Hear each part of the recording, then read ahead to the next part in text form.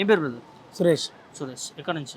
చొప్పాని నుంచి, చొప్పాని కాన్స్టిట్యూన్సీ. ఎట్లా ఉండబోతుంది బ్రో? కరీంనగర్ నుంచి అంటే ఎంపీ ఎలక్షన్లు వస్తూ ఉన్నాయి. ఒకవైపు ప్రస్తుతం ఎంపీగా బండి సంజయ్ ఉన్నారు. అట్లా ఏం చేశారు? అభివృద్ధి పనులు ఏమైనా చేసినట్టు అనిపిస్తుంది? అభివృద్ధి శూన్యం. ఆయన చేసింది ఏమున్నా గుజరాత్లకు బానిసలుగా ఉన్నాడు తప్ప అభివృద్ధి ఏం చేయలేదు. అభివృద్ధి ఏం కాలేదంటారు? కాలేదు. 5 ఏళ్ళలో ఇది తెచ్చిన అది తెచ్చిన అని చెప్తా ఉన్నాడు బండి సంజయ్. ఏం తెలియదు. దానికన్నా ముందు వినోద్ కుమార్ గారు ఎంపీగా ఉన్నారు.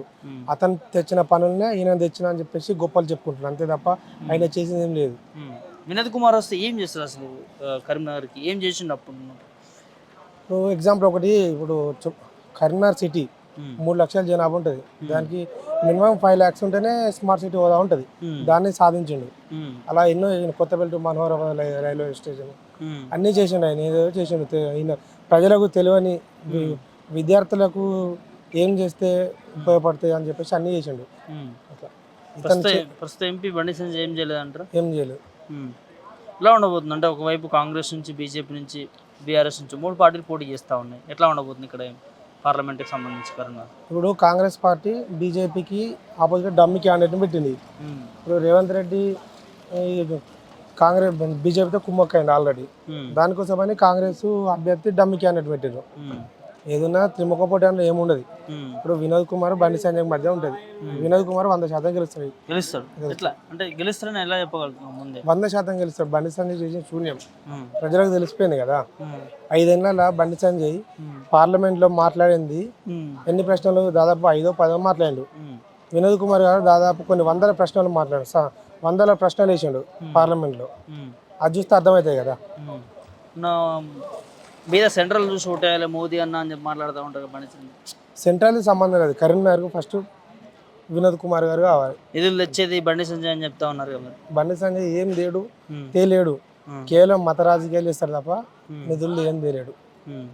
తేడు కూడా తేడు అతనితో కాదు. అంటే ఇప్పుడు చూసి వినోద్ కుమార్ గారు మేధావి, న్యాయవాది.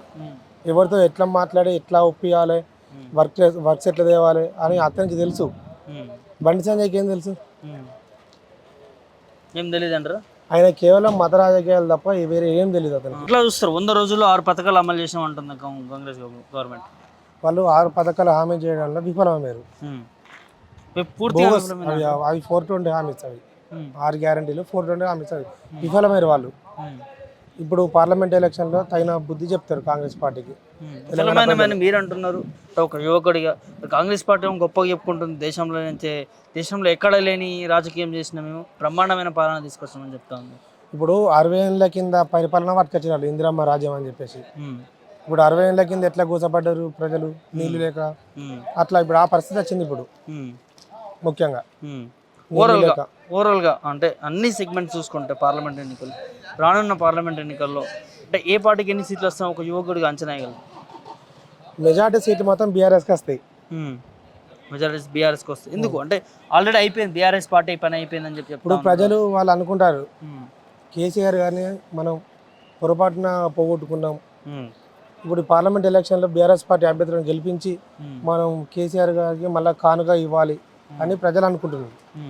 బీఆర్ఎస్ పార్టీ పని అయిపోయింది, 1-2 సీట్లు కూడా రావని చెప్తాను కాంగ్రెస్ గవర్నమెంట్. పని ఎట్లా అయిపోతుంది? పని అయిపోలే కదా ఇంకా. ఇప్పుడు ముందుంది కదా పార్లమెంట్ ఎన్నికలు అయిపోయినాక తర్వాత మాట్లాడాలి. ఆ మాటలు ఎమ్మెల్సీ కవిత జైలు పోయింది, కేసీఆర్ కేటీఆర్ పని కూడా అయిపోయిందని మాట్లాడుతూ ఉన్నారు. కవిత జైలుకైనా నిరూపించిరా వాళ్ళు? ఇప్పుడు లిక్కర్ స్కామ్ అని అన్నారు, అది నిరూపించిరా? ఇప్పుడు 3 ఏళ్ళ ఉంది అడిగిన ప్రశ్నలు అడుక్కుంటూ ఇబ్బంది పెడతారు, మానసికంగా ఇబ్బంది పెడుతున్నారు. ఇప్పుడు మన టీవీ 9 కూడా కేసీఆర్ గారు చాలా స్పష్టంగా చెప్పిండు. ఏం చెప్తావు బ్రో? ఏం లేదు, ఇప్పుడు ప్రజలు వాళ్ళు అందరు డిసైడ్ అయిపోయారు ఆల్రెడీ. కేసీఆర్ గారికి మద్దతుగా ఉన్నారు ఆల్రెడీ. ఇప్పుడు పార్లమెంట్ ఎన్నికల్లో కాంగ్రెస్ పార్టీకి తగిన బుద్ధి చెప్తారు.